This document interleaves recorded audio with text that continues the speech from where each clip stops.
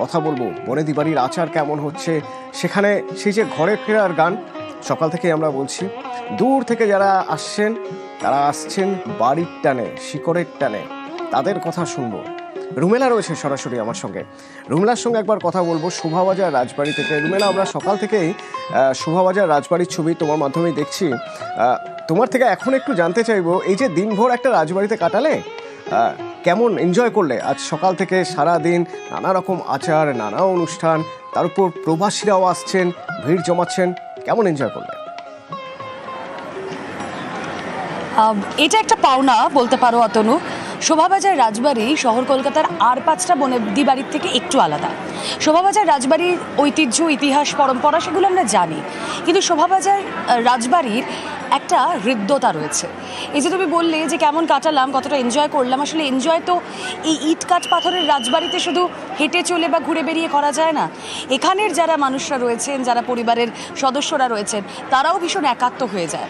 একাত্ম হয়ে যাওয়ার জন্যই অতনু এতদিন পর্যন্ত শোভাবাজার রাজবাড়িতে এরকম কোনো সুযোগ ছিল না যে হ্যাঁ রাজবাড়িতে পাত পেরে খাওয়া যায়।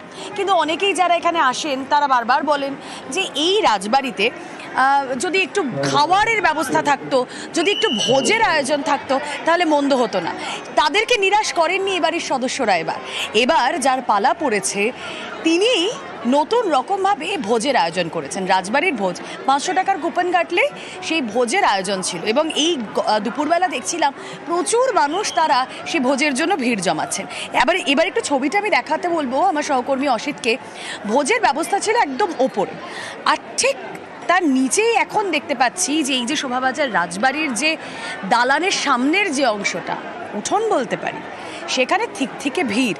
সবাই মুঠো ফোনে শোভাবাজার রাজবাড়ির মূল আকর্ষণ মাতৃ প্রতিমা, তা মুঠো ফোনে বন্দি করে নিতে চাইছে।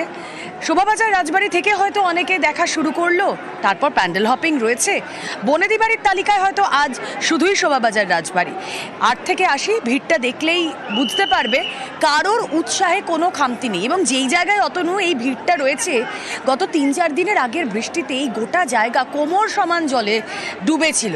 সেই কোমর সমান জলে ডোবার পরেও এই যে শুকনো খটখটে ওয়েদার, রৌদ্রের দেখা পাওয়া যাচ্ছে, সেখানে এই যে চওড়া হাসি মুখগুলো দেখছো, এটাই বোধহয় ওই যে বললে না কেমন এনজয় করলাম, তার প্রতীক।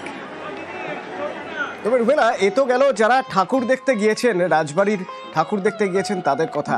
আর যারা এই সব কিছু আয়োজন করছেন, বংশ পরম্পরায় করে আসছেন, তাদের অনেকেই হয়তো বাইরে থাকেন, তারা এই পুজোর কটা দিনের জন্য ফিরে আসেন শিকড়ের টানে রাজবাড়িতে। তাদের সঙ্গে তো তোমার কথা হয়েছে, তাদের কথা একটু শোনা যাক।